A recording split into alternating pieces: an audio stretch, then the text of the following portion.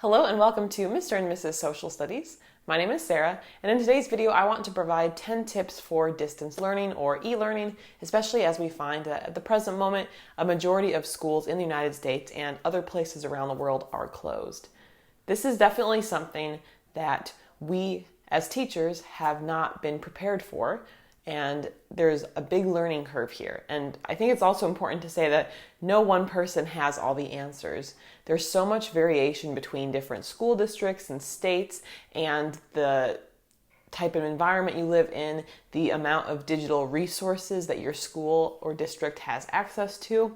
It's pretty complicated, but just to start out, I hope that you are not being too tough on yourself and that you're being patient with yourself and your students as we work through this difficult situation. And I think that's also why it took me a little longer to make this video, even though some schools have already been doing the e-learning or distance learning thing for 1 or 2 weeks at this point, is just because I wanted to make sure I wasn't adding noise, I was adding meaning and helpful content.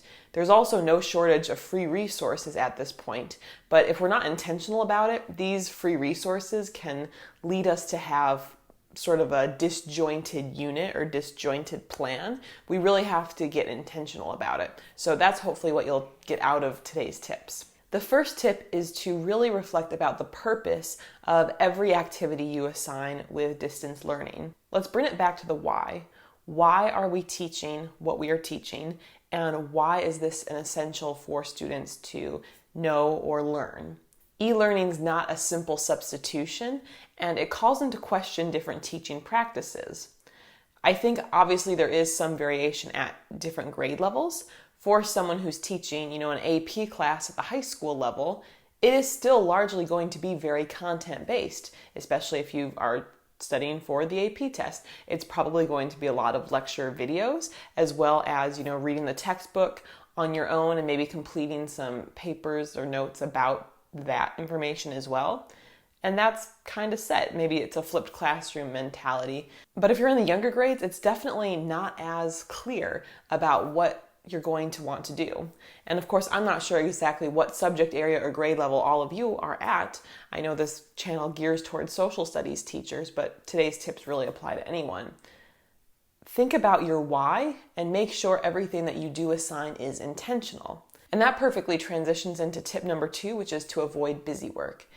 Make sure everything you're assigning has a purpose. Sure, your district may require you to upload a certain number or type of files to, your Google Classroom page or some other teacher website, but let's be really intentional and not just say, oh, this is easy, I'll just put this up. And don't beat yourself up if you've done this in the past couple weeks. This is an adjustment, but even though we are responsible for providing something for our students, if something's going to be busy work and not actually have a clear purpose, I would avoid assigning that activity and instead opt for something else that would have a little more meaning, or just do a little bit less. This is definitely still a difficult transition on our students, and overworking them with fluff is not going to be the best solution. Tip number 3 is to keep it simple and use tools the students are already familiar with. I think it's been really exciting how a lot of the different ed tech companies out there have increased the resources available for free that would normally be paid resources, and there's certainly so much out there. But just like with most things, we want to make sure everything is intentional. So just because all these different programs are giving you free access to use with your students, it doesn't mean that it makes the most sense for you to start using that with your students. If we start getting into too many things with different logins and different tools, it can get a little bit confusing to our students. Of course, if you want to try 1 or 2 of these different features or resources, that can work, but let's try to focus on really having more depth with the resources your students are currently using, than try to have too many different resources so it feels disjointed and that nothing really is accomplished with either one. Tip number 4 is to try out the grid method. I've talked about the grid method, I think 2 dedicated videos on this channel, which I will put one up in the cards, as well as I'll put them both in the description field of this video. Teaching with the grid method was something I loved doing when I was teaching in the classroom, but it's even better for distance learning. not necessarily better, but it's a perfect swap for distance learning. Quick overview, the premise of the grid method is you set up these somewhat elaborate grids of different types of learning materials, and students follow more of a self-paced curriculum, which then frees you up to work more one-on-one with students and actually give more support and more differentiation to the students than you would if you were doing traditional direct instruction. I was teaching a combo of Spanish and social studies, and I used it for the Spanish portion of the curriculum. And within the grid, I made some flipped classroom videos of myself teaching the content. I also had practice activities I created using Google Forms. I created a little informational voiceover video. I created different Quizlet vocabulary sets. And there were several different areas along the way for students to assess themselves. And of course, throughout the process, I wasn't just, twiddling my thumbs. I was still working with students, but it gave me more flexibility to be able to help the students who need more help, as well as just connect with my students more than if I was in front of the class teaching a lesson. And we can apply the same concepts of the grid method now that we are in a distance learning mindset. Sure, I'm not able to physically be there, next to the students helping them, but the materials are all there. It's still laid out in a very orderly, step-by-step way that students know how to move through the material. And of course, if you decide to do some live Zoom calls or some email or Google Classroom posts along the way, that can be a way that you check in or help connect with your students along the way. Tip number 5 is to give students choices. I'm a big advocate of student choice in the classroom and did a variety of different choice projects. I know one choice project I put together for distance learning has some different educational opportunities or videos or games that allow students to personalize this time a bit more to their interests. This is a weird time for everyone, and I think there's a lot of merit in giving students some flexibility to what they're learning. And I would even argue beyond the individual subjects that we may teach, it's important to help our students have a love of lifelong learning. We normally are probably thinking about that past, graduation. But our students are home now. They might have more autonomy or time available. And so if we can encourage them to be continuing to learn, even if it's not our direct subject, I think that's really helpful. And like I said before, there are so many online tools. I'll link my choice board example that I set up in the description field if you want to check it out. But giving students the flexibility can just make this a more positive experience overall. Tip number 6 is to build in connection with your students, and this can take many forms. Like I mentioned earlier in the video, it could be a Zoom call where you hold office hours and students can chime in if they need something. It could be sending out like a little email broadcast to your students. It could be something that you post on Google Classroom. It could be a video of yourself, either in front of the camera or doing voiceover work, but it does just make it a little bit more personal. And that's one thing I actually found when I was in the process of trying to flip my classroom a little bit in the past and when I was setting up these grids that I talked about.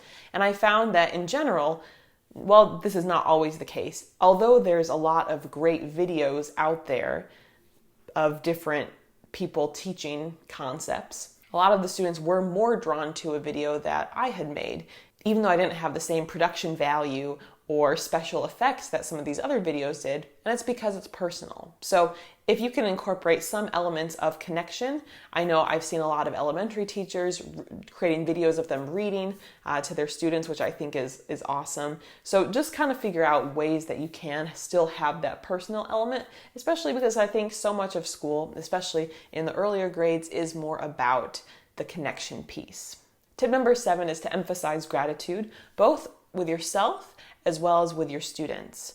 The process of practicing gratitude has been something I have really emphasized with my students, and think that it's one of the simple things that anyone can do that can not only give them a much more positive outlook and has a whole host of benefits. I even found out this past week that practicing gratitude on a daily basis can actually up to double your immune system's capabilities. So I thought that was pretty interesting. But it can shift our whole mindset. Of course, there's a lot of negativity within teaching, as well as even perhaps on this break, people not being happy about staying home or not being able to be with their kids. But I truly believe that in any situation, if we're able to shift our thinking to the positives, it's a much more pleasant experience overall, and we do really have so much to be grateful for. Even if you're just watching this video, you have so much to be grateful for. Not necessarily because of this video, but because it means you have an internet connection. It means you have a little bit of time here at home to be able to, watch something like this. I know personally, I think about what I'm grateful for all out throughout the day, but especially in the morning and in the evenings. If we can encourage our students to also practice this gratitude, this can have a whole host of benefits on their lives and their emotional and mental well-being. And because of this, I also included a little gratitude section as part of the daily reflection in the choice board activity I talked about earlier in the video. And if you personally are new into practicing gratitude, my starting tips would be to keep a journal. This could be next to your bed or wherever, and try to list out at least 3 things you're grateful for every day. And I think you'll find it's a really positive practice. The next tip is to play around with different Google apps and get creative. If you have already been using Google Classroom and other Google apps with your students, then adding another one into the mix is not going to be much of a challenge or have much of a learning curve. There are a variety of different things that you can do with different docs and slides and so much more. And if you are curious about what different features are available on Google Drive, the best way is to test them out for yourself. If you go into your Google Drive and you click New, which is typically towards the top left, you will see the basic things that you're probably used to, such as new folder, upload file, Google Docs, Google Slides. However, there's a button that says More, and it will take you to a variety of other options. This includes Forms, Drawings, My Maps, Sites, App Script, and Jamboard. And actually, I haven't even used a few of those yet, but these are all different opportunities within, the Google Apps framework that your students would already be used to, that you can try out new creative activities. So I'd encourage you to give some of these a try. And if you are fairly new to Google Apps, you might enjoy my playlist that I put together of hacks for teachers with Google Docs, Google Slides, Google Forms, and Google Drawings. It's a 4-part video series, which I will link up in the cards as well as below in the description field of this video. Tip number 9 gets into grading. What's your district's policy on grading? Every state and district is different. Currently in the state of Illinois, you are not allowed to grade assignments during the e-learning or distance learning times. So how does that work then with trying to hold students accountable? It's pretty difficult. And of course, every school district is going to be a little different. But a good option is to focus on self-grading platforms that can give students feedback without necessarily having to grade or put grades into a grade book. And 3 wonderful tools that give students this real-time feedback are Quizlet, which I have loved using and is amazing for especially vocabulary and other terms that students might be learning. Lots of great review games there as well. Also, Google Forms. Create a Google form and you can have it deliver real-time feedback to your students.